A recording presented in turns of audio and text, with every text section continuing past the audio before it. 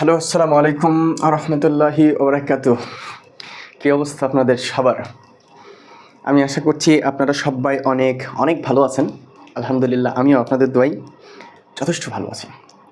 তো আমি এর আগে যে ক্লাসটা আপলোড দিয়েছিলাম সেটা ছিল হচ্ছে প্রবলেম সলভিংয়ের 1 নম্বর ক্লাস।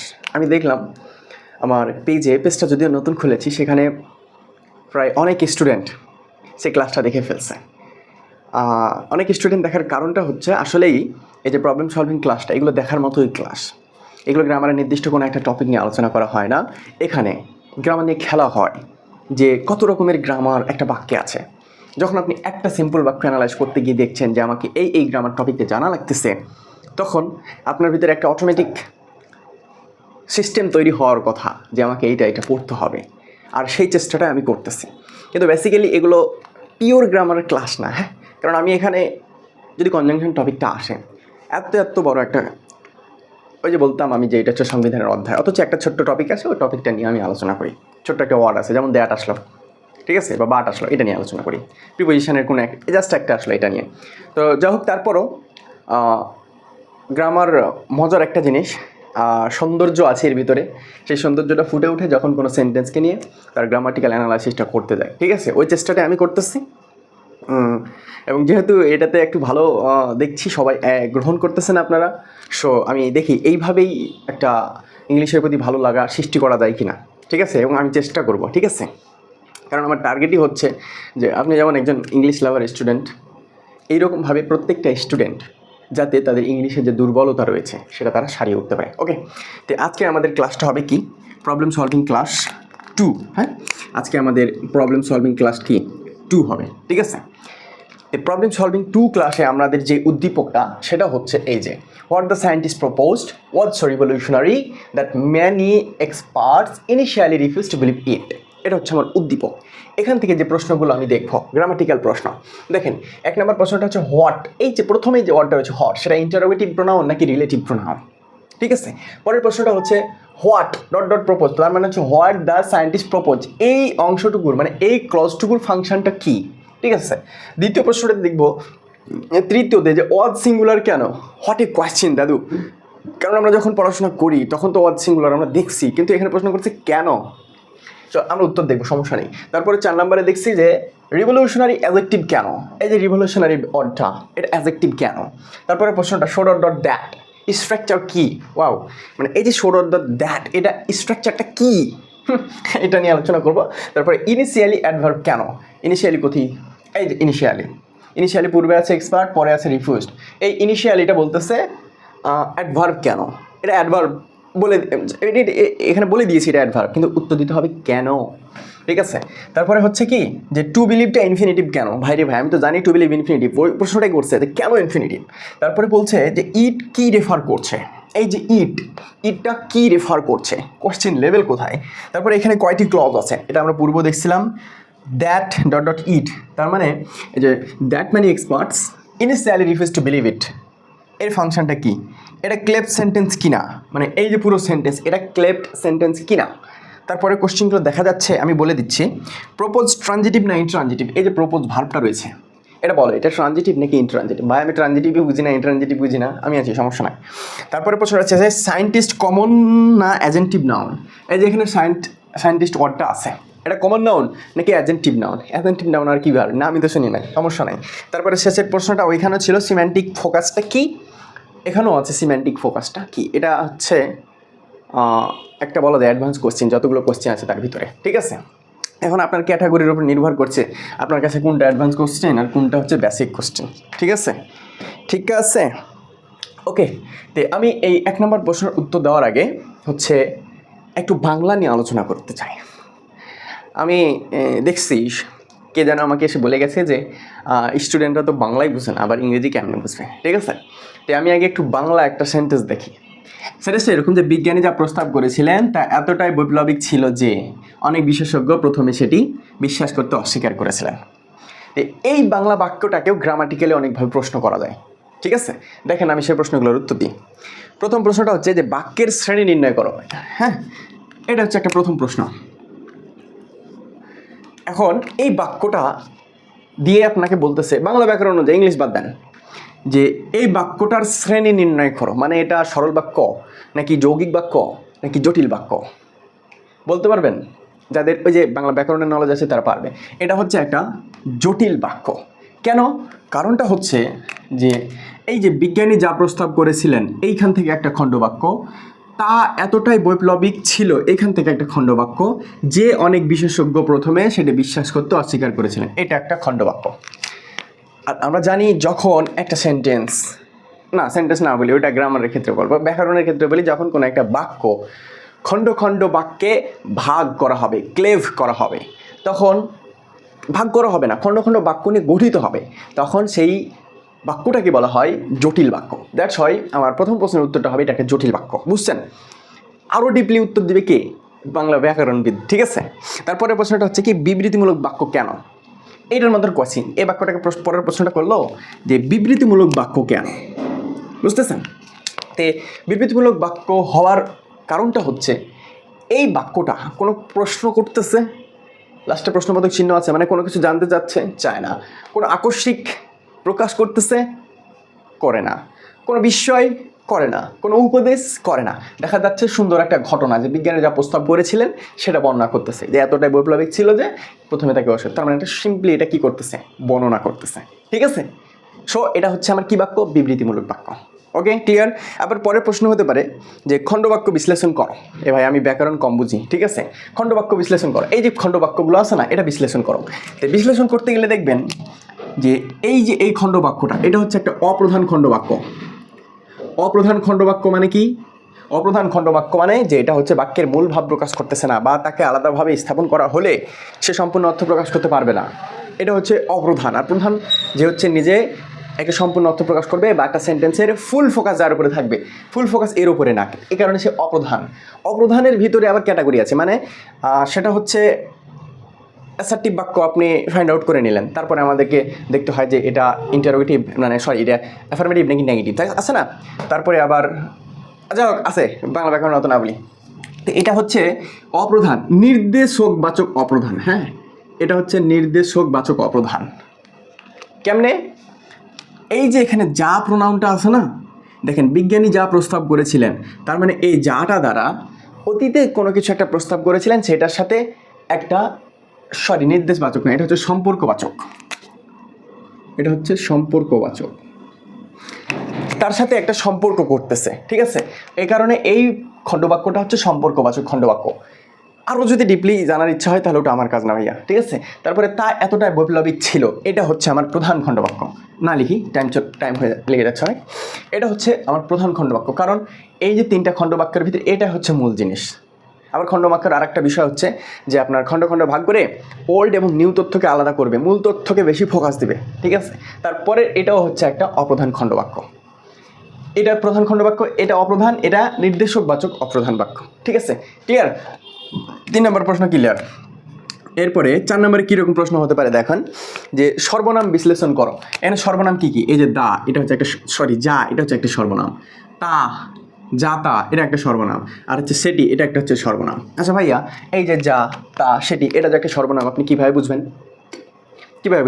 কারণ আপনাকে সর্বনাম পড়ে থাকা লাগবে, তাই না? তো এই যাটা হচ্ছে নির্দেশকবাচক সর্বনাম, সম্পর্কবাচক সর্বনাম, তাটা হচ্ছে নির্দেশকবাচক। কারণ প্রথম খণ্ডবাক্যে বিজ্ঞানী যা প্রস্তাব করেছিলেন, যে প্রস্তাবটা করেছিলেন, ওই প্রস্তাবটাকে নির্দেশ করছে এই তা দিয়ে, তাই না? সো এই তাটা হচ্ছে নির্দেশকবাচক, আর যাটা সম্পর্কবাচক। আবার সেটি বিশ্বাস করতে অস্বীকার করেছিলেন। কোনটা বিশ্বাস করতে অস্বীকার? বিজ্ঞানীরা যেটা প্রস্তাব করেছিলেন সেটা। তার মানে এটাও নির্দেশ করতেছে, এটাও নির্দেশকবাচক সর্বনাম। ঠিক আছে, উত্তর দেওয়া যাবে। আরও ডিপলি বাংলা ব্যাকরণবিদ দিবে। তারপরে প্রশ্ন করতে পারে যে হচ্ছে আপনার বিশেষ্য বিশ্লেষণ করো। বিশেষ্য, এখন এই বাক্যটার ভিতরে কোনটা কোনটা বিশেষ্য সেটা বিশ্লেষণ করতে বলছে। বিশেষ্য কোনটা? মানে হচ্ছে নাউন, যেটা আমরা ইংরেজিতে পড়ি নাউন। বিশেষ্য, বিজ্ঞানী বিশেষ্য।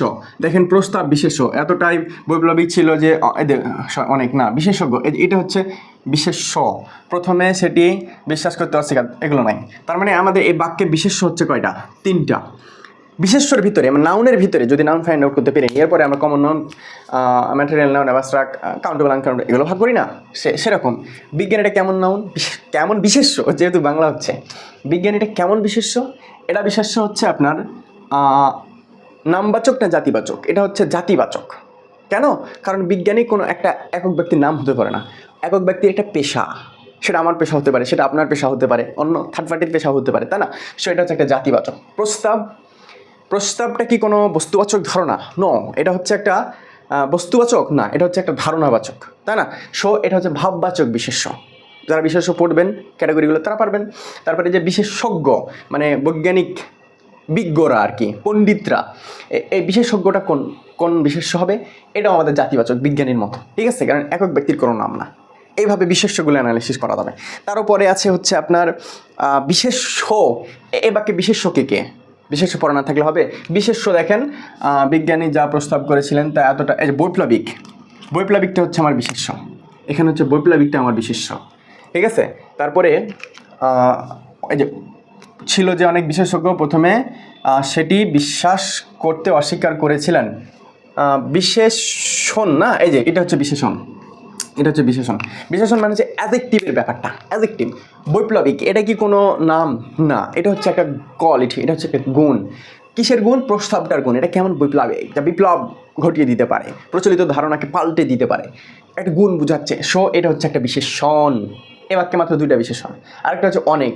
আমরা ডিটারমিনার না অ্যাডজেক্টিভের ভিতরে ওখানে কোয়ান্টিটিভ অ্যাডজেক্টিভ পড়ছিলাম, এটাও হচ্ছে নির্দেশকবাচক, পরিমাণবাচক। এটা হচ্ছে নির্দেশক, কারণ বিশেষজ্ঞের নাউনের পূর্বে বসবে কি? অ্যাডজেক্টিভ, তাই না? যে তার একটা গুণ কোয়ালিটি। এই অনেক দ্বারা কিন্তু পরিমাণ বোঝাচ্ছে, বিশেষজ্ঞদের পরিমাণ, ঠিক আছে না? বিশেষজ্ঞদের পরিমাণ বোঝাচ্ছে। Okay fine. তারপরে প্রশ্ন হতে পারে যে ক্রিয়া বিশ্লেষণ করো। আচ্ছা বলেন তো এই বাক্যে ক্রিয়া কয়টা আছে? আগে বাংলায় শেখায়। প্রস্তাব করেছিলেন 1 নম্বর ক্রিয়া, ঠিক আছে? এতটা বৈপ্লবিক ছিল, এটা হচ্ছে 2 নম্বর ক্রিয়া। তারপরে অনেক বিশেষজ্ঞ প্রথমে সেটা বিশ্বাস করতে, এটা হচ্ছে 3 নম্বর ক্রিয়া। অস্বীকার করেছিলেন 4 নম্বর ক্রিয়া। তার মানে আমার এই বাক্যতে টোটাল 4টা ভার্ব রয়েছে, টোটাল 4টা ক্রিয়া রয়েছে, ভার্ব না, ঠিক আছে? তে প্রস্তাব করেছিলেন এটা একটা, এটা কি? সমাপিকা না অসমাপিকা? ভার্বের ভিতরে অনেক ক্যাটাগরি আছে না? প্রস্তাব করেছিলেন এটা সমাপিকা ক্রিয়া। তা এতটাই বৈপ্লবিক ছিল, এটা কি ক্রিয়া? এটাও সমাপিকা ক্রিয়া। আচ্ছা ওকে ফাইন। তারপর হচ্ছে অনেক বিশেষজ্ঞ প্রথমে সেটি বিশ্বাস করতে, এটা অসমাপিকা ক্রিয়া, কারণ বিশ্বাস করতে এখানে একটা মানে স্বয়ংসম্পূর্ণ না ভাবটা। তারপর অস্বীকার করেছিলেন, এটা সমাপিকা ক্রিয়া, ঠিক আছে? এখন বাংলা গ্রামার শেষ। এখন আমি যে জিনিসটা বোঝাতে চাইলাম এতক্ষণ ধরে আলোচনা করে, সেই জিনিসটা হচ্ছে যে আপনি যে ইংরেজি একটা উদ্দীপক দেখছেন, ওইখান থেকে কোন প্রশ্নগুলো হয়? আপনার জানা প্রশ্নগুলোই হয় দাদু। ইংরেজিতে আপনার এই বিষয়গুলো পড়া নাই, এ কারণে মনে হয় যে ও মহাভারত কিছু আলোচনা করবে ভাইয়া এখন, তাই না? আমি মহাভারত কিছু আলোচনা করব না, সিম্পলি বাংলাতে যেভাবে প্রশ্ন করা যায় ইংরেজিতে সেভাবে প্রশ্ন করা হবে। তবে এই প্রশ্নগুলোর অ্যানালাইসিস করার ক্ষেত্রে একটা আমি মজার তথ্য দিব, সেটা হচ্ছে যে এই যে তথ্যগুলো আপনি আলোচনা করবেন, তো এগুলোকে প্রপারলি বুঝার প্রথম শর্তই হচ্ছে কি? গ্রামারের অনেক রুলস পড়ে আসতে হবে না, গ্রামারের প্রত্যেকটা অধ্যায় পড়ে আসতে হবে না, কি করতে হবে? বাংলা মিনিংটা ভাই। আপনি যদি এই বাক্যের প্রত্যেকটা শব্দের বাংলা মিনিং জানেন, তারপর আপনি প্রপার মিনিংটা বাইর করতে পারবেন না।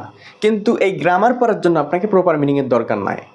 হেড যে ওয়ার্ডগুলো আছে, বড় বড় ওয়ার্ডগুলো আছে, এগুলোর যদি আপনি বাংলা মানেটা জানেন, আপনি বুঝে যাবেন, ঠিক আছে? কেউ আপনার সাথে কথা বলবে একদিন যে মাইন্ডে, তার পরের দিন সে যদি মাইন্ড চেঞ্জ করে, আপনি বুঝে যাবেন যে সে আপনার সাথে কীভাবে কথা বলছে, ঠিক আছে?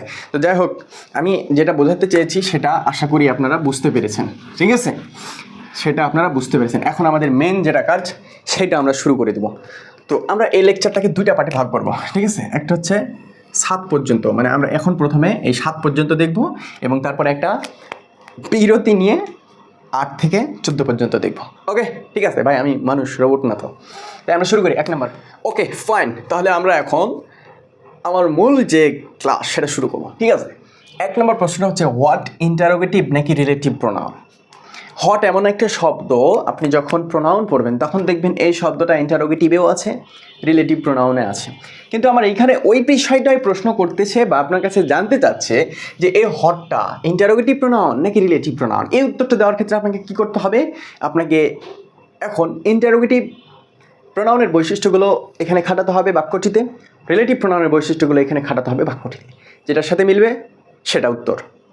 আর যেটার সাথে যদি যে কোনো একটা জানলে হয়ে যায়, আপনি একটা মিলাবেন, ওইটা যদি মিলে তাহলে তো এটা হয়ে গেল, যদি না মিলে তাহলে অপরটা। তারা সুযোগ করে দিয়েছে। দেখেন হট ইন্টারোগেটিভ না রিলেটিভ প্রোনাউন। দেখেন যদি হট ইন্টারোগেটিভ প্রোনাউন হয় তাহলে সে কী করবে? এক নম্বরে হচ্ছে সে প্রশ্ন করা বোঝাবে, মানে কোনো কিছু জানতে চাইবে ওই হট দ্বারা। দেখেন তো, হট দ্য সায়েন্টিস্ট প্রপোজ। হ্যাঁ, একটা মজার বিষয় হচ্ছে আমি প্রথমে যে বাংলা বাক্যটা নিয়ে আলোচনা করলাম না, এটা আসলে এই বাক্যটারই অর্থ। ঠিক আছে, আমি আসলে এই প্রশ্ন, আমার টার্গেট ভাইয়া ইংরেজি গ্রামারকে একবারে তুলাধনা করা, তার জন্য আমাকে যেখানে যেতে হয় যা পদ্ধতি অবলম্বন করতে আমি করবো। ঠিক আছে, এই মোটোটা আপনারও হওয়া উচিত। আমার দরকার ইংরেজি গ্রামারকে হ্যাক করা, তার জন্য আমাকে যা করা লাগবে, যা করতে হবে, যার কাছে যাওয়া লাগবে, আমি প্রস্তুত, সদা প্রস্তুত। ওকে, তে দেখেন হোয়াট দ্য সায়েন্টিস্ট প্রপোজ, বিজ্ঞানীরা যা প্রস্তাব করেছিলেন, ওয়াজ সো, তা সো রিভলিউশনারি, এত বৈপ্লবিক ছিল দ্যাট যে মেনি এক্সপার্ট, অনেক বিশেষজ্ঞ ইনিশিয়ালি প্রথমে রিফিউজড, অস্বীকার করেছিল টু বিলিভ ইট, এটা বিশ্বাস করতে। এখানে কোনো কিছু জানার ব্যাপার আসতেছে না, সো এটা কোনো প্রশ্ন করতেছে না। ওকে, তার মানে এটা ইন্টারোগেটিভ প্রোনাউন না। Okay fine. 2 নম্বরে দেখেন এর শেষে একটা প্রশ্নবোধক চিহ্ন থাকা উচিত ছিল, নাই, আছে নাই, তার মানে এটাও বৈশিষ্ট্য হচ্ছে না। 3 নম্বরে দেখেন যদি এটা হচ্ছে কোনো ক্লজ যুক্ত করবে না, এটা কোনো মানে ইন্টারোগেটিভ প্রোনাউন যদি হয় হটটা, তাহলে সে ক্লজ যুক্ত করবে না, সে ক্লজ যুক্ত করবে না। ঠিক আছে, তো এখানে দেখেন দ্য সায়েন্টিস্ট প্রপোজ, এটা হচ্ছে একটা ক্লজ, সে ক্লজকে যুক্ত করছে, দ্যাটস ওয়াই এটাও হবে না। তার মানে আমরা জেনে যাচ্ছি এই ইন্টারোগেটিভ প্রোনাউনের বৈশিষ্ট্য দিয়েই যে এইটা হচ্ছে আমার রিলেটিভ প্রোনাউন। ঠিক আছে, উত্তর ক্লিয়ার, এখান থেকেই উত্তর আপনার ওকে। এখন আমরা যেহেতু রিলেটিভ প্রোনাউন, এর বৈশিষ্ট্যটা একটু মিলাই দেখি, একটু এক্সট্রা জানার জন্য আর কি। 1 নম্বর বৈশিষ্ট্য, সে হচ্ছে 2টা ক্লজ যুক্ত করবে, ক্লজ যুক্ত করবে। ঠিক আছে, আপনি দেখেন, ক্লজ যুক্ত করবে। আপনি দেখেন এই যে ক্লজ হতে হলে একটা কি থাকা লাগবে, সাবজেক্ট থাকা লাগবে, একটা ফাইনাইট ভার্ব থাকা লাগবে, তাই না? ক্লজের ব্যাপারটা আলোচনা করব আমরা হচ্ছে এই যে এখানে সাথে, এখানে বিস্তারিত আলোচনা করব। এখন যেটা দরকার সেটা হচ্ছে যে সাবজেক্ট আর ফাইনাইট ভার্ব থাকলে সেটা ক্লজ, তাই তো? সাবজেক্ট আর ফাইনাইট ভার্ব থাকলে সেটা নাকি, হ্যাঁ, প্রিন্সিপাল ক্লজ, এখানে আলোচনা করবো বিস্তারিত। যাই হোক, এখন সাবজেক্ট আর হচ্ছে ফাইনাইট ভার্ব থাকলে ক্লজ, তার মানে দ্য সায়েন্টিস্ট সাবজেক্টের প্রপোজড হচ্ছে ফাইনাইট ভার্ব, তার মানে সে ক্লজ যুক্ত করতেছে, ক্লজ যুক্ত করতেছে। ওকে, আবার 2 নম্বর কাজ হচ্ছে এ আপনার হচ্ছে রিলেশন তৈরি করবে, এ হচ্ছে আপনার কী করবে, রিলেশন তৈরি করবে। দেখেন এই যে হোয়াট দ্য সায়েন্টিস্ট প্রপোজড, যেটা প্রস্তাব করেছিল, ওয়াজ সো রিভলিউশনারি, সেটা অনেক বৈপ্লবিক, এর সাথে একটা রিলেশন আছে। দ্যাট মেনি এক্সপার্ট, যেটা অনেকেই প্রথমে অবিশ্বাস করেছিল, তার সাথে একটা রিলেশন আছে। তার মানে আমরা বেশ কয়েকটা জায়গায় দেখতে পাচ্ছি যে এই হট দ্বারা, এই হটটা হচ্ছে আমাদের রিলেটিভ প্রোনাউন।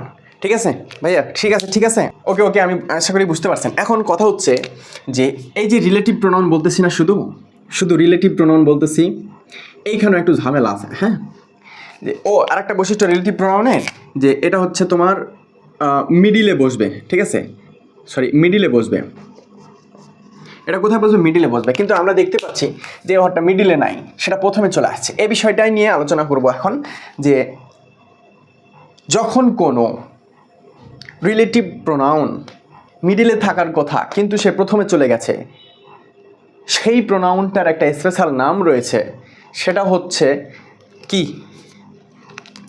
স্পেশাল নামটা হচ্ছে ফিউজড রিলেটিভ প্রোনাউন। আমি জানি না এর আগে আপনি কোথাও এই নাম শুনছেন কিনা বা এই স্ট্রাকচারও দেখেছেন কিনা, কারণ আপনি জানেন যে রিলেটিভ প্রোনাউনটা মিডিলে বসবে, এই পক্ষের সাথে এই পক্ষের সম্পর্ক স্থাপন করবে, এই পক্ষে একটা ক্লজ থাকবে, এই পক্ষে একটা ক্লজ থাকবে। কিন্তু এই বাক্যতে দেখা যাচ্ছে আমার রিলেটিভ প্রোনাউনটা প্রথমে চলে আসছে। কারণ কি, কারণটা হচ্ছে এই যে রিলেটিভ প্রোনাউনটা এখানে আসছে হট, এটা কোনো সাধারণ রিলেটিভ প্রোনাউন না, এটা কোনো সাধারণ রিলেটিভ প্রোনাউন না, এটা একই সাথে আরপি রিলেটিভ প্রোনাউন, আবার একই সাথে সে কি জানেন, সে হচ্ছে অবজেক্ট,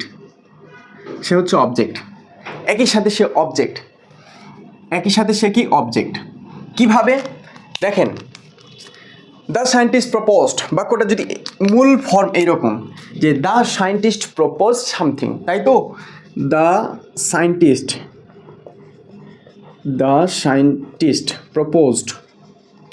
প্রপোজড সামথিং, SOMTH, এটা তো মূল বাক্য না, যে বিজ্ঞানীরা কোনো কিছু একটা কি করেছিল, প্রস্তাব করেছিল। এইখানে সামথিং না বসায়ে সামথিংটা যদি বসায় দিতাম এখানে, তাহলে এই যে তারপরে আমি বসাই রিভলিউশন, এটা হয়তো দিতে পারতাম, কিন্তু এই যে ম্যানি এক্সপার্ট সেটাকে যে অস্বীকার করছিল, তারপরে যে ইট আছে, এই কাহিনীগুলো আর আমরা নিয়ে আসতে পারতাম না, বা এইগুলোর সাথে আমরা একটা সম্পর্ক তৈরি করতে পারতাম না। সে কারণে চালাকি করে আপনি কি করছেন, এখানে সামথিং না দিয়ে এখানে একটা হট দিছেন, হট, ঠিক আছে, হট। এখন এই হটটা তো আবার পরের অংশের সাথে সম্পর্ক তৈরি করতেছে, দ্যাটস ওয়াই এটা হচ্ছে আমার কি রিলেটিভ প্রোনাউন। একে তো সে অবজেক্ট হয়ে গেল এখানে অবজেক্ট, আবার যেহেতু সে অন্যর সাথে সম্পর্ক তৈরি করতেছে, রিলেটিভ প্রোনাউন যদি হয় তাহলে তাকে কোথায় চলে যেতে হবে, এই দ্বৈত বৈশিষ্ট্য প্রকাশ করার সময় তাকে প্রথমে চলে আসতে হবে, ঠিক আছে। আর যখন সে প্রথমে আসবে তখন তার নামটা হয়ে যাবে স্পেশাল নাম, ফিউজড রিলেটিভ প্রোনাউন। আমি জানি এটা বুঝতে আপনার কষ্ট হচ্ছে, সমস্যা নাই, কষ্ট হওয়ারই কথা, কিন্তু শুধু এতটুকু এখন জেনে রাখেন, বিস্তারিত আমরা ফিউজ রিলেটিভ প্রোনাউন যখন পড়বো তখন আমরা কোনগুলো ফিউজ রিলেটিভ প্রোনাউন, তার বৈশিষ্ট্য, তার ক্যারেক্টার, তার ব্যবহার সব কিছু আলোচনা করবো। ওকে, এখন শুধু এতটুকু জেনে রাখেন যে যদি কোনো রিলেটিভ প্রোনাউন একই সাথে অবজেক্ট এবং একই সাথে রিলেটিভ প্রোনাউন রিলেটিভ কানেক্টর হিসাবে ব্যবহার হবে, তখন সে প্রথমে অবস্থান করবে। ক্লিয়ার? আশা করি ক্রিস্টাল ক্লিয়ার। ওকে, হট কেন ইন্টারোগেটিভ নয়, রিলেটিভ প্রোনাউন। ওকে, আশা করি ক্লিয়ার। এবারে 2 নম্বর প্রশ্নটা দেখেন যে হট ডট ডট প্রপোজ, তার মানে হচ্ছে হট দ্য সায়েন্টিস্ট প্রপোজ, এই ক্লজের ফাংশনটা কি? এক কথায় যদি আমি উত্তর দিতে যাই, এই ক্লজের ফাংশনটা হচ্ছে, এটা হচ্ছে একটা সাবজেক্ট, এটা হচ্ছে একটা নাউন, এটা হচ্ছে একটা ক্লজ, এটা হচ্ছে একটা ক্লজ, বুঝতেছেন? এটা হচ্ছে একটা ক্লজ। এক কথায় উত্তর দিতে হবে আপনাকে যে হোয়াট দ্য সায়েন্টিস্ট প্রপোজড, এই ক্লজটার ফাংশনটা কি? এটা হচ্ছে একটা সাবজেক্ট, এটা হচ্ছে একটা নাউন, এটা হচ্ছে একটা ক্লজ, মানে হচ্ছে সাবজেক্ট নাউন ক্লজ। এটা আপনি যদি বলেন তাহলে আপনার উত্তর ওকে, 100% ওকে। এখন এর ভিতরটা অ্যানালাইসিস করি, চলেন। প্রথমে দেখি যে হোয়াট দ্য সায়েন্টিস্ট প্রপোজ, এটা ক্লজ কিভাবে। আমরা ক্লজের 2টা স্ট্রাকচার জানি না, একটা জানি ডিপেন্ডেন্ট, একটা জানি ইন্ডিপেন্ডেন্ট। যেটা মেইন, ঠিক আছে, সেটার স্ট্রাকচারটা হচ্ছে একটা সাবজেক্ট থাকবে, ঠিক আছে, ফাইন, তারপরে একটা ফাইনাইট ভার্ব থাকবে। এক্সট্রা হিসাবে এখানে আপনি কমপ্লিমেন্ট নিতে পারেন, অবজেক্ট নিতে পারেন, আরও এটিসি নিতে পারেন, ঠিক আছে। এটা গেল আপনার হচ্ছে মেইন। এবার ডিপেন্ডেন্টের স্ট্রাকচারটা হবে, এখানে জাস্ট একটা কানেক্টর বসবে, বাকি স্ট্রাকচারগুলো থাকবে, ঠিক থাকবে, ফাইনাইট ভার্ব থাকবে, তারপরে হচ্ছে এখানে কমপ্লিমেন্ট বলেন, অবজেক্ট বলেন, এটসেট্রা বলেন, যা কিছু বলেন থাকবে। তো এখন আপনি আমাকে বলেন তো যে এই ক্লজটা হোয়াট দ্য সায়েন্টিস্ট প্রপোজড, এইখানে আরেকটা বিষয় এখানে আলোচনা করবো, এখানে কয়টি ক্লজ আছে। হ্যাঁ, একটা বাক্যে জয়টা ফাইনাইট ভার্ব থাকবে, জয়টা ওই যে সমাপিকা ক্রিয়া থাকবে, বললাম না, জয়টা ফাইনাইট ভার্ব থাকবে, তো একটা ক্লজ থাকবে। ফাইনাইট ভার্ব কয়টা আছে? প্রপোজ একটা ক্লজ আছে, ওয়াজ 2টা ক্লজ আছে, ম্যানি এক্সপার্ট ইনিশিয়ালি রিফিউজড 3টা ক্লজ আছে, টু বিলিভ কিন্তু নন ফাইনাইট, দ্যাটস আমরা দেখছি এখানে 3টা ক্লজ আছে, বুঝতেছেন? এগুলো ডিটেলস আলোচনা ক্লজের ক্লাস আছে। যাও দেখেন তো কোন স্ট্রাকচারের সাথে মিলতেছে। প্রথমে একটা কানেক্টর আছে, বললাম আগের প্রশ্ন বললাম এটা কি রিলেটিভ কানেক্টর আছে হট, ওকে ফাইন। ওই সাবজেক্ট কই, এখানে সাবজেক্ট, তারপরে এখানে ফাইনাইট ভার্ব, তারপরে একটা সাবজেক্ট থাকা লাগবে। দেখেন দ্য সায়েন্টিস্ট হচ্ছে আমার সাবজেক্ট, তারপরে একটা ফাইনাইট ভার্ব, প্রপোজড, এক্সটেনশন থাকলো কি না থাকলো কি। ওকে, অজ পর্যন্ত যাওয়া যাবে না, কারণ এটা যেহেতু আরেকটা ফাইনাইট ভার্ব, এখান থেকে আরেকটা ক্লজের শুরু। বুঝতেছেন ভাই বুঝতে পারতেছেন? ক্লজের ক্লাস কিন্তু আমার দেওয়া আছে, আপনারা করতে পারেন। তার মানে আমরা দেখতেছি এটা একটা ডিপেন্ডেন্ট ক্লজ, এটা একটা হচ্ছে কি ডিপেন্ডেন্ট ক্লজ। আর এই ডিপেন্ডেন্ট ক্লজকে আবার আমরা 3টা ক্যাটাগরিতে ভাগ করতে পারি, একটা হচ্ছে নাউন, একটা হচ্ছে অ্যাডজেক্টিভ, একটা হচ্ছে অ্যাডভার্ব, ঠিক আছে। তো এই যে নাউন ক্লজের স্ট্রাকচারটা হচ্ছে কানেক্টরের জায়গাতে আপনি দ্যাট পেতে পারেন, কি কালি ছুটে না কেন, কানেক্টরের জায়গাতে আপনি দ্যাট পেতে পারেন, কানেক্টরের জায়গাতে আপনি কি হট পেতে পারেন, কানেক্টরের জায়গাতে আপনি ইফ পেতে পারেন, কানেক্টরের জায়গাতে আপনি ওয়েদার পেতে পারেন। এগুলোর পরে আবার কি থাকবে, তাদের স্ট্রাকচার ঠিক থাকবে, মানে সাবজেক্ট থাকবে, ভার্ব থাকবে, extension, subject plus verb plus extension, subject plus verb plus extension, subject plus verb plus extension থাকবে। তো দেখেন এই স্ট্রাকচারটা আমার মিলছে, হোয়াট দ্য সায়েন্টিস্ট প্রপোজ এটার সাথে এই স্ট্রাকচারটা মিলছে, তার মানে আমার এটা একটা ক্লজ, বুঝতে পারলাম। এটা একটা কোন ক্লজ? Noun clause. এতটুকু ক্লিয়ার, ওকে ফাইন। এরপরে হচ্ছে সাবজেক্ট নাউন ক্লজ, এই জিনিসটা আলোচনা করি। দেখেন নাউনের কাজ হচ্ছে প্রধান কাজ 5টা। কি কি? নাউনের প্রধান কাজ 5টার ভিতরে 1 নম্বর কাজটা হচ্ছে সে সাবজেক্ট হতে পারে, সে অবজেক্ট হতে পারে, সে অ্যাপোজিশন হতে পারে, তারপরে সে কমপ্লিমেন্ট হতে পারে, সে কী হতে পারে? কমপ্লিমেন্ট হতে পারে। তারপরে সে অবজেক্ট অফ এ প্রিপজিশন হতে পারে। আর কিছু হতে পারে? হ্যাঁ, আরও হতে পারে। কিন্তু আমি কেন এখানে শুধুমাত্র 5টা দিলাম? এই 5টা এই কারণে দিলাম যে এই 5টা নাউনের কাজ একই সাথে নাউন ক্লজও সম্পূর্ণ করতে পারে। কোথায় নাউন ক্লজ? এই যে এইটি নাউন ক্লজ, তো এটি তো নাউন ক্লজ। নাউনের যে কাজগুলো রয়েছে এই কাজগুলো এই নাউন ক্লজও করতে পারে। মানে নাউন ক্লজটা যে জায়গাগুলোতে বসতে পারবে সেটা হচ্ছে এই জায়গা। সাবজেক্টের জায়গাতে বসতে পারবে, অবজেক্টের জায়গাতে বসতে পারবে, অ্যাপোজিশনের জায়গাতে বসতে পারবে, কমপ্লিমেন্টের জায়গাতে বসতে পারবে, অবজেক্ট অফ এ প্রিপজিশনের জায়গাতে বসতে পারবে। দেখেন তো এটা কি সাবজেক্টের জায়গাতে বসেছে? অবভিয়াসলি সাবজেক্টের জায়গাতে বসেছে। দ্যাটস ওয়াই আমরা খুব সহজেই বলতে পারছি এটা একটা সাবজেক্ট। তার মানে এই যে হোয়াট দ্য সায়েন্টিস্ট প্রপোজড ক্লজের ফাংশনটা হচ্ছে সাবজেক্ট নাউন ক্লজ। আমি 3টাই বুঝালাম, ঠিক আছে? আমি জানি না এইভাবে আপনাদের আর কেউ বুঝাই কিনা। তবে এই যে জিনিসগুলো আলোচনা করছি, তো এগুলো প্রত্যেকটা নিয়ে আলোচনা হবে। হ্যাঁ, জাস্ট আপনাদের আগ্রহ আর কোয়েশ্চিনের উপর নির্ভর করবে, ঠিক আছে? কোয়েশ্চিনের উপর নির্ভর করবে। আর আমারও টাইমের একটু ইদানিং এত বেশি ব্যস্ত সময় পার হচ্ছে, সময় পাওয়া যাচ্ছে না কখন ভিডিও বানাবো, ঠিক আছে? তারপর আপনারা প্রশ্ন করবেন, আমি চেষ্টা করবো আমার জায়গা থেকে। 3 নম্বর প্রশ্নটা দেখেন যে ওয়াজ সিঙ্গুলার কেন? ওয়াও, খুবই গুরুত্বপূর্ণ কোশ্চেন। ওয়াজ সিঙ্গুলার কেন? 1 নম্বর আমরা যদি ব্যাখ্যা দিই উত্তরের, 1 নম্বর উত্তরটা কী হবে জানেন? যে 1 নম্বর মানে ওয়াজটা যে সিঙ্গুলার নাউন, তার আমি উত্তর লিখতেছি এখন। তো প্রথমে যে জিনিসটা লিখবো সেটা হচ্ছে যে স্যার, আমি যখন অক্সিলারি ভার্বের নাম্বার পড়ছিলাম তখন সেখানে পড়েছিলাম যে ওয়াজটা হচ্ছে একটা সিঙ্গুলার ভার্ব। সো ওয়াজ এখানে সেই অভিজ্ঞতার আলোকে সিঙ্গুলার ভার্ব। বুঝতেছেন? যদিও এটা খুবই জোকিং, তারপরে এটা একটা তো তথ্য ভাই। আপনি যদি ওইটা না পড়ে থাকেন, ওটা আপনার একটা সাহস, আপনার বেসিক যেটাকে বলে যে আপনি জানেন যে ওয়াজটা হচ্ছে সিঙ্গুলার, কিন্তু ওই নলেজ দিয়ে এখানে উত্তর দেওয়া যাবে না। যে সিঙ্গুলার কেন, এখন বলতে হবে যে সিঙ্গুলার কেন। আমি জানি না ওইখানে প্রশ্ন করেছিলেন কিনা, আমার মনে হয় ভিডিও আছে এটা। তো যাই হোক, 1 নম্বর প্রশ্নটা হলো যে আমার হচ্ছে ওই অতীত অভিজ্ঞতার উপর, এক্সপিরিয়েন্সের উপর উত্তর দিয়ে দিলাম আমি, ঠিক আছে? এক্সপিরিয়েন্সের উপরে আমি উত্তর দিলাম। এবার 2 নম্বরে আসেন, খুব ইম্পর্ট্যান্ট। 2 নম্বর লজিক উত্তরটা হচ্ছে যে যখন কোনো ক্লজ, হোয়াট এভার, যে কোনো ক্লজ, যখন কোনো ক্লজ সাবজেক্টের জায়গাতে ব্যবহার হবে তখন সে একটা সিঙ্গেল ইউনিট হিসাবে কাজ করবে। বুঝতেছেন ব্যাপারটা? ভালো করে দেখেন, সাবজেক্ট ভার্ব এগ্রিমেন্টে পড়বেন যে যখন কোনো ক্লজ সাবজেক্টের জায়গাতে বসবে তখন সে একটা single unit, single idea, single plan, single solution, এইগুলো ব্যবহার এইগুলো সে হচ্ছে কী করবে? প্রকাশ করবে। তার মানে আমার এই যে হট ডট ডট প্রপোজড, তাই তো? হট ডট ডট প্রপোজড,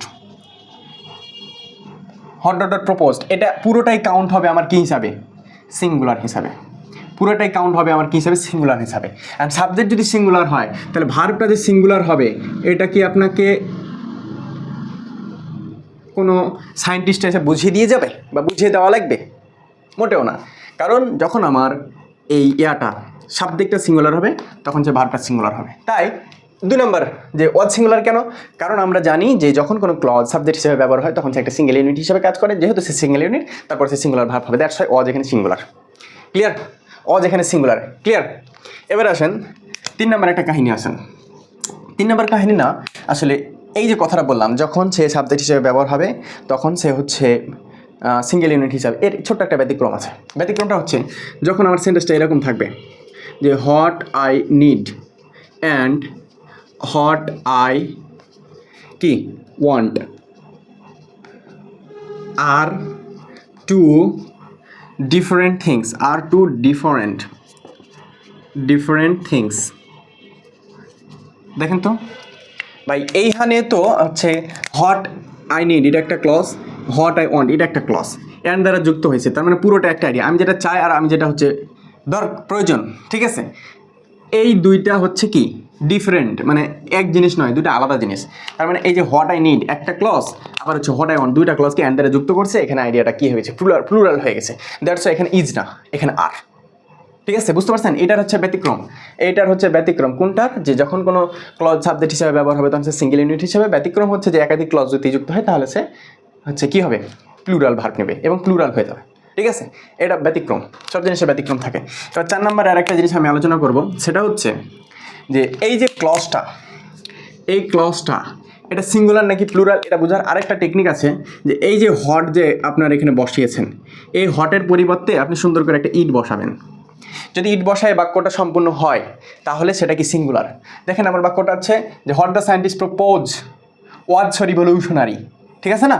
তাহলে এই প্রপোজ পর্যন্ত যদি আমি ইট বসাই, তারপরে এখানে বসবে কি ওয়াজ, তারপরে আছে শো, তারপরে রিভলিউশনারি, তাই তো, খ্রিস্ট ইট ওয়াজ সো রিভলিউশনারি, এটা ছিল খুবই বিপ্লবিক, একটা অর্থ প্রকাশ করতেছে না? তার মানে আমরা ইট দিয়ে এটাকে কী করতে পারছি, রিপ্লেস করতে পারছি, ইট দিয়ে আমরা এটাকে রিপ্লেস করতে পারতেছি। যেহেতু রিপ্লেস হচ্ছে সেহেতু আমরা এটাকে সিঙ্গেল ইউনিট হিসাবে কাউন্ট করে নিতে পারবো। আর এটা যেহেতু সিঙ্গেল ইউনিট, সো ওয়াজটা হচ্ছে আমার সিঙ্গুলার, ভার্বটা হবে কি আমার সিঙ্গুলার। ক্লিয়ার? আশা করি ক্রিস্টাল ক্লিয়ার হয়ে গিয়েছেন, আশা করি ক্রিস্টাল ক্লিয়ার হয়ে গিয়েছেন। এরপর আমাদের পরের প্রশ্নের উত্তর দিব। পরের প্রশ্নটা কি? পরের প্রশ্নটা হচ্ছে রিভলিউশনারি অ্যাডজেক্টিভ কেন? Wow, important. এই যে রিভলিউশনারি, এই ওয়ার্ডটা কেন অ্যাডজেক্টিভ, কেন অ্যাডজেক্টিভ? চলেন 1 নম্বর আমরা হচ্ছে মরফোলজিক্যাল অ্যানালাইসিস বা ডেরিভেটিভ অ্যানালাইসিস দিই। ডেরিভেটিভস অ্যানালাইসিস, ডেরিভেটিভ অ্যাসপেক্ট থেকে উত্তর দিই। আমাদের প্রথম শব্দ হচ্ছে রিভলিউশন। প্রথম শব্দটা হচ্ছে কি? রিভলিউশন। রিভলিউশন, এটা হচ্ছে আমার প্রথম শব্দ, তাই তো? এখন এর সাথে কি করতেছি, একটা অ্যারি নামক অ্যাডজেক্টিভ সাফিক্স যুক্ত করছি, সাফিক্স যুক্ত করছি, দিয়ে আমাদের রেজাল্ট পাচ্ছি কি? রিভলিউশনারি। রিভলিউশনারি, এটা হচ্ছে আমার একটা অ্যাডজেক্টিভ। তার মানে আমরা যদি ডেরিভেটিভসের দিক দিয়ে অ্যানালাইসিস করতে যাই তাহলে এর মূল শব্দ ছিল রিভলিউশন, নাউন, এর সাথে অ্যারি নামক অ্যাডজেক্টিভ সাফিক্স যুক্ত করে সেটাকে করে দিলাম রিভলিউশনারি, মানে অ্যাডজেক্টিভ। দ্যাটস ওয়াই এটা হচ্ছে একটা অ্যাডজেক্টিভ। কিন্তু এটা তো বাইরের, আমাকে বাক্য অনুযায়ী উত্তর দিতে হবে, কিন্তু তারপরে এটা জানা থাকা উচিত। এই যে ভাই ডেরিভেটিভস হিউজ টপিকস, যদি বুঝতে হয়, এইগুলো যেমন ইজিলি বুঝতে পারতেছেন, সেরকম ডেরিভেটিভস যদি বুঝতে হয় তাহলে কি করতে হবে? জাস্ট আমাকে বলতে হবে, ওকে? মুখ ফুটে নিজের অধিকারটা চেয়ে নিতে হবে। ওকে ফাইন, ডেরিভেটিভসের দিক দিয়ে উত্তর হলো। এরপরে উত্তরটা দেখেন সেন্টেন্সের দিক দিয়ে, পজিশনের দিক দিয়ে, পজিশনের দিক দিয়ে উত্তরটা দিয়ে দেখেন। রিভলিউশনারি পূর্বে একটা ওয়ার্ড আছে, সেটা হচ্ছে শো। এই শোটা কি? এই শোটা হচ্ছে আমাদের অ্যাডভার্ব। অ্যাডভার্ব যদি কোনো জায়গায় থাকে, মানে মিডিলে বা প্রথমে থাকে, তাহলে তারপরে চোখ বন্ধ করে যে ওয়ার্ডগুলো আসতে পারে, আর একটা অ্যাডভার্ব আসতে পারে, অথবা একটা অ্যাডজেক্টিভ আসতে পারে, অথবা ভার্ব আসতে পারে। কারণ কি জানেন? কারণ হচ্ছে এই অ্যাডভার্ব এমন একটা ওয়ার্ড যার কাজই হচ্ছে অ্যাডভার্ব অ্যাডজেক্টিভ ভার্বকে মডিফাই করা। পার্টস অফ স্পিচের দিক দিয়ে অ্যাডভার্ব কাকে কাকে মডিফাই করে এটা আমি এর আগের লেকচারগুলোতে দেখেছি, যারা দেখছেন তারা হয়তো জানেন। আরও অনেক কিছুকে মডিফাই করতে পারে, কিন্তু পার্টস অফ স্পিচ ওয়ার্ডের দিক দিয়ে তিনটাকে আরও করে, নাউন প্রোনাউনের ঝামেলা আছে, ওগুলো যারা ক্লাস করবেন তারা বুঝতে পারবেন। তাহলে শোয়ের পরে দেখতেছি আমরা এখানে কি বসতে পারে? Adverb adjective verb. তা আপনার কমন সেন্স দিয়ে বলেন, এটা কোনো অ্যাঙ্গেলে ভার্ব হতে পারে? নাই। এটা কোনো অ্যাঙ্গেলে অ্যাডভার্ব হতে পারে না। তাহলে এটা কি? অবভিয়াসলি এটা হচ্ছে একটা অ্যাডজেক্টিভ। অবভিয়াসলি এটা হচ্ছে একটা অ্যাডজেক্টিভ। দুইটা ক্যাটাগরির উত্তর শেষ, দুইটা ক্যাটাগরির উত্তর শেষ। ওকে, আর একটা রিভলিউশনারি মিনিংয়ের দিক দিয়ে। এবার আমরা হচ্ছে মিনিংয়ের দিক দিয়ে দেখি। মিনিংয়ের দিক দিয়ে বলেন, রিভলিউশনারি এর অর্থটা কি? রিভলিউশনারি এর অর্থটা কি? এর অর্থটা হচ্ছে বৈপ্লবিক। বৈপ্লবিক, তাই না? এখন এই বৈপ্লবিক কথাটা, এটা কি কোনো একটা কিছুর নাম বোঝাচ্ছে? মোটেও না। এটা কি? এটা একটা গুণ বোঝাচ্ছে। কার? হটের। মানে হট বলতে যে প্রস্তাবটা করেছেন সেটা কেমন? বৈপ্লবিক। বৈপ্লবিক মানে কি? যা কোনো কিছু আমূল পরিবর্তন করে দিতে পারে, বিপ্লব নিয়ে আসতে পারে, সেটা হচ্ছে বৈপ্লবিক। দ্যাটস ওয়াই এদিক দিয়ে আমরা যেহেতু গুণ বোঝাচ্ছি। ওকে ফাইন, আমরা এখন পজিশন 2 নিয়ে আলোচনা করব। হ্যাঁ, এটা খুবই ইম্পর্টেন্ট। পজিশন 2 নিয়ে আলোচনা করব, এটা হচ্ছে খুবই ইম্পর্টেন্ট। এটা একটু আমরা উপরে লিখব, এটা আমাদের একটু উপরে লিখতে হবে। ওকে, পজিশন 2টা মানে এই যে রিভলিউশনারি, এই রিভলিউশনারি কোন জায়গায় অবস্থান করতেছে দেখেন। প্রথমে এই সেন্টেন্সটার দিকে দেখেন, প্রথমে একটা সাবজেক্ট আছে, তাই তো, সাবজেক্ট আছে, তারপরে একটা লিঙ্কিং ভার্ব আছে, তাই না, আছে। তারপরে যে জিনিসটা, যদি লিঙ্কিং ভার্ব থাকে তারপরে যে জিনিসটা থাকবে সেটা হচ্ছে সাবজেক্ট কমপ্লিমেন্ট। খুবই ইম্পর্টেন্ট একটা স্ট্রাকচার, বুঝতেছেন? মানে প্রথমে একটা সাবজেক্ট থাকবে, তারপর একটা লিঙ্কিং ভার্ব থাকবে, তারপর একটা সাবজেক্ট কমপ্লিমেন্ট থাকবে। দেখেন, হোয়াট দ্য সায়েন্টিস্ট প্রপোজ, এটা হচ্ছে একটা সাবজেক্ট, লিঙ্কিং ভার্বটা হচ্ছে ওয়াজ, আর সাবজেক্ট কমপ্লিমেন্টটা হচ্ছে শো রিভলিউশনারি। এখন এই যে আমরা সাবজেক্ট কমপ্লিমেন্ট পেলাম, এটা দুই ধরনের হতে পারে। একটা হতে পারে হচ্ছে নাউন কমপ্লিমেন্ট। কমপ্লিমেন্ট মানে বুঝছেন বিষয়টা, মানে এই সাবজেক্টের একটা পরিপূরক অর্থ দিয়েছে, সেটা নাউনের মাধ্যমে দিতে পারে, আবার সে অ্যাডজেক্টিভের মাধ্যমে দিতে পারে, অ্যাডজেক্টিভ কমপ্লিমেন্টের মাধ্যমেও দিতে পারে। এখন কথা হচ্ছে এইখানে এটা কি, এই যে শো রিভলিউশনের কমপ্লিমেন্টটা কি, এটা যদি হচ্ছে নাউন কমপ্লিমেন্ট হয় তাহলে এটা নাউন, অ্যাডজেক্টিভ হওয়ার কোনো চান্স নেই। আবার যদি এটা অ্যাডজেক্টিভ জাতীয় হয়, কমপ্লিমেন্ট হয়, তাহলে সেটা অ্যাডজেক্টিভ। ঠিক আছে, দেখেন যে নাউন কমপ্লিমেন্ট কখন হবে, যখন এই কমপ্লিমেন্টটা তার পূর্ববর্তী সাবজেক্ট সম্পর্কে, মানে তার একটা হচ্ছে পরিচয়, পদবী বা হচ্ছে পদ, তাই না, বা নাম, এইগুলো প্রকাশ করবে, তখন সেটা হবে নাউন কমপ্লিমেন্ট। Noun complement. কিন্তু এই রিভলিউশনারি দ্বারা কি ওর কোনো নাম, পদবী এগুলো বোঝাচ্ছে না। অ্যাডজেক্টিভ কমপ্লিমেন্টের ক্ষেত্রে দেখেন, আইডেন্টিটি মানে হচ্ছে গুণ, ওই যে আমরা যেটা পড়ি দোষ গুণ অবস্থা, আমরা সবাই পড়ি দোষ গুণ অবস্থা, কিন্তু দোষ গুণ অবস্থা বলতে যে কী বোঝায় এইটা আমরা কেউ জানি না। ঠিক আছে, তাহলে এই যে রিভলিউশনারি একটা গুণ বোঝাচ্ছে, কার, যে প্রস্তাবটা করেছে সেইটার একটা কি গুণ বোঝাচ্ছে। তার মানে এইখান থেকে আমরা দেখতে পাচ্ছি যে এইখানে যে অংশটুকু আছে সেটা হচ্ছে আমার অ্যাডজেক্টিভ কমপ্লিমেন্ট, এইখানে যে অংশটুকু আছে অ্যাডজেক্টিভ কমপ্লিমেন্ট। আর অ্যাডজেক্টিভ কমপ্লিমেন্ট হলে এই রিভলিউশনারিটা যে অ্যাডজেক্টিভ, এটা কি আর আলাদা করে বলা লাগবে ভাইয়া? চারভাবে আমরা দেখলাম যে এই রিভলিউশনারিটা হচ্ছে আমার কি অ্যাডজেক্টিভ। তার মধ্যে এই স্ট্রাকচারটা খুবই ইফেক্টিভ এবং ইম্পর্টেন্ট। ওকে, ইম্পর্টেন্ট। এবার আমরা পরের সেন্টেন্সটা দেখি, পরের প্রশ্ন, যে show dot dot that structure কি। Wow, what a question. আমরা যদি এক কথায় উত্তর দিতে যাই তাহলে শো ডট ডট দ্যাট স্ট্রাকচারটা কি, এটা হচ্ছে একটা অ্যাডভার্ব, এটা হচ্ছে রেজাল্ট, এটা হচ্ছে স্ট্রাকচার। বুঝতেছেন? আমরা যদি এক কথায় উত্তর দিতে চাই যে শো ডট ডট দ্যাট স্ট্রাকচারটা কি, তাহলে এই স্ট্রাকচারটা হচ্ছে অ্যাডভার্ব, রেজাল্ট, স্ট্রাকচার। এখন এই স্ট্রাকচারটা সম্পর্কে বিস্তারিত পড়ি। দেখেন, স্ট্রাকচারটাকে কমপ্লিট করি। আপনি এখানে শো পেয়েছেন, ডট ডট পেয়েছেন, তাই তো, প্লাস দ্যাট পেয়েছেন। ভাই, এইটা হচ্ছে আপনি যখন কনজাংশন করবেন তখন আমি আপনাকে দেখাবো। এই শোটা হচ্ছে আমার কি অ্যাডভার্ব, আর এটা হচ্ছে আমার সাবঅর্ডিনেটিং কনজাংশন, সাবঅর্ডিনেটিং কনজাংশন। যখন আমি আপনাকে কনজাংশন পড়াবো তখন দেখাবো যে কিছু ফিক্সড পেয়ার আছে, তার ভিতরে একটা হচ্ছে শো ডট ডট দ্যাট। এই ফিক্সড পেয়ারগুলো শুধু কি মানে অ্যাডভার্ব এবং কনজাংশন হতে পারে? নো, অ্যাডভার্বের সাথে এখানে আরও অনেক কিছু যুক্ত হতে পারে, আবার এইদিকে কনজাংশনের সাথে এইদিকে অ্যাডভার্ব কি শুধু থাকতে পারে? না, আরও অনেক কিছু থাকতে পারে। ঠিক আছে, এগুলোকে বলে ফিক্সড পেয়ার। ঠিক আছে, ফিক্সড পেয়ার। তো এই শো ডট ডট দ্যাটের স্ট্রাকচারটা হচ্ছে, আপনি যদি এই স্ট্রাকচারটা পান তাহলে এর মিডিলে অলওয়েজ একটা কি হবে, অ্যাডজেক্টিভ হবে, অথবা একটা অ্যাডভার্ব হবে। বুঝতেছেন? মানে এই যে অ্যাডজেক্টিভ বা এই অ্যাডভার্ব সম্পর্কে এই শোটা এর মাত্রাটাকে বাড়াই তুলবে। এই কারণে এটাকে অ্যাডভার্ব অফ কি বলা হয়, ডিগ্রি বলা হয়, মানে এই জিনিসটার মাত্রাটা বাড়িয়ে দিবে। সো রিভলিউশনারি, এতটাই বৈপ্লবিক ছিল যে, সো বিউটিফুল, এতটাই সুন্দর যে। ঠিক আছে, এবার আসেন দ্যাটের কাহিনীর ক্ষেত্রে। দ্যাটটা হচ্ছে সাবঅর্ডিনেট কনজাংশন। এই যে শো দিয়ে হচ্ছে এটার মাত্রাটা বাড়াচ্ছে, মাত্রাটা বাড়াচ্ছে। কিসের মাত্রা বাড়াচ্ছে?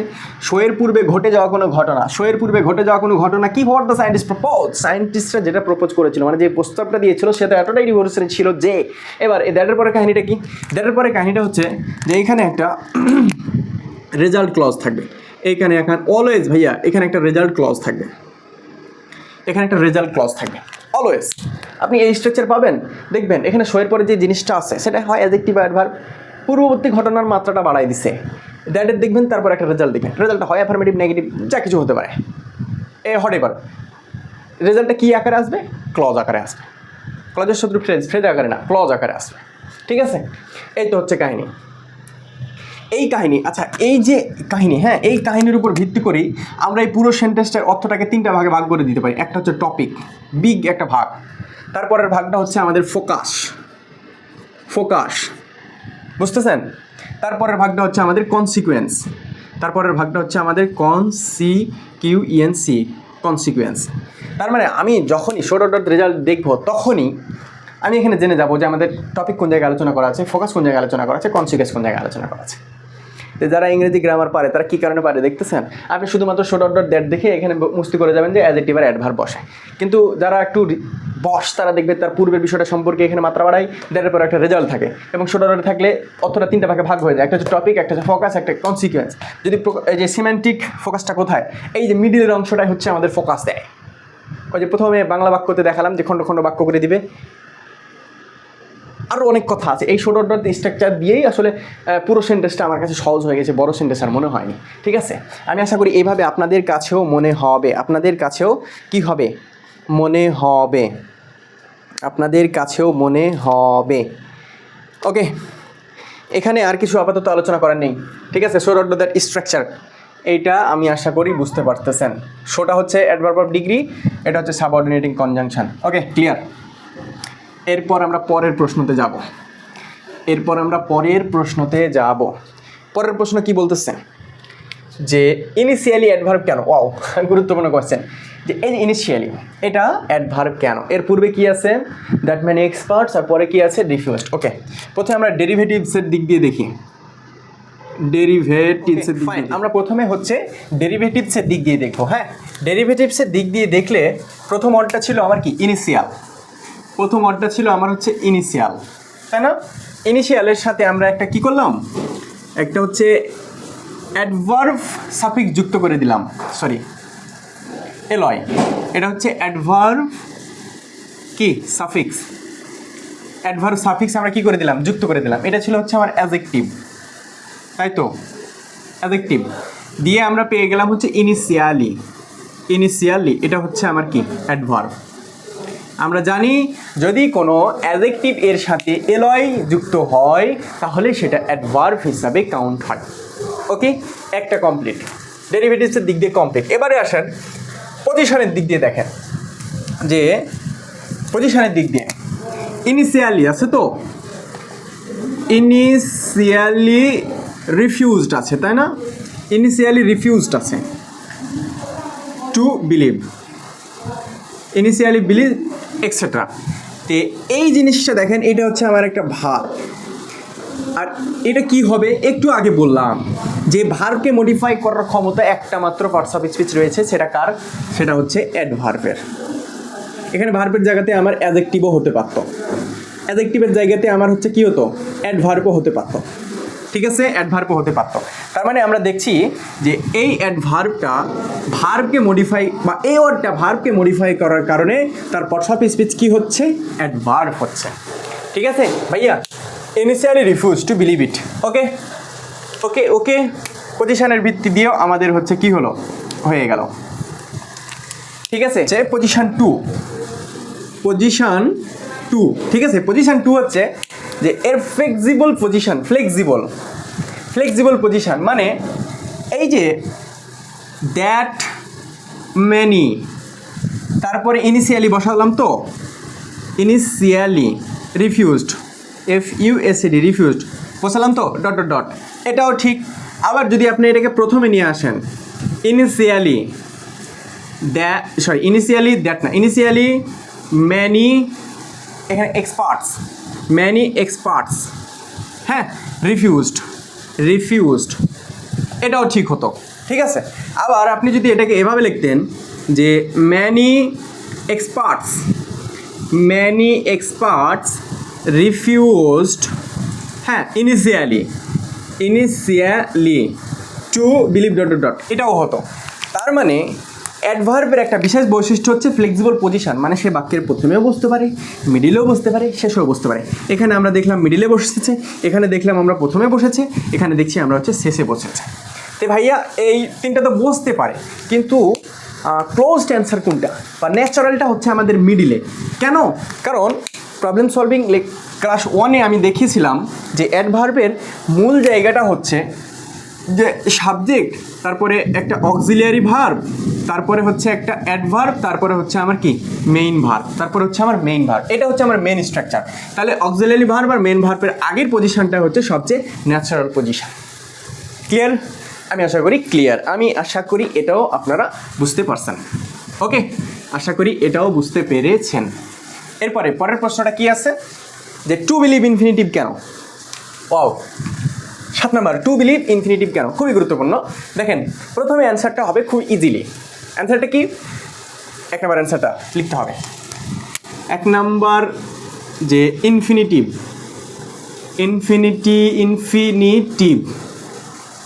টপিক, আমার গ্রামারে ইনফিনিটিভ টপিক নামে একটা টপিক আছে, সেখানে আলোচনা করা হয় যে টু এটা হচ্ছে একটা প্রিপোজিশন, এরপরে সবসময় ভার্বের আইএনজি ফর্ম বসে, তাই তো? কিন্তু ব্যতিক্রম ফর্ম হচ্ছে এই টু এর পরে যদি ভার্বের 1 নাম্বার ফর্মটা বসে, তাহলে সেটা আর হচ্ছে এই ভার্ব প্রিপোজিশনের পরে ভার্ব বসলে আইএনজি যুক্ত হয়, এই নিয়মের ভিতরে থাকে না, সেটার একটা স্পেশাল নাম হয়ে যায়, সেটা হচ্ছে ইনফিনিটিভ। আমরা এই স্ট্রাকচারটা হচ্ছে জানি কোথা থেকে? ইনফিনিটিভের স্ট্রাকচার থেকে। আমাদের যে জায়গাটুকু জানতে চেয়েছে যেটা ইনফিনিটিভ কেন, আমরা দেখছি আমাদের স্ট্রাকচারের সাথে মিলে যাচ্ছে। মানে হচ্ছে to believe, VELIEV, believe, preposition two, এবং এখানে হচ্ছে ভার্বের বেস ফর্ম। দ্যাটস ওয়াই এটা হচ্ছে একটা ইনফিনিটিভ। দ্যাটস ওয়াই এটা হচ্ছে একটা ইনফিনিটিভ। এটা হচ্ছে একটা সিম্পল ব্যাখ্যা, ঠিক আছে? এটা হচ্ছে একটা সিম্পল ব্যাখ্যা।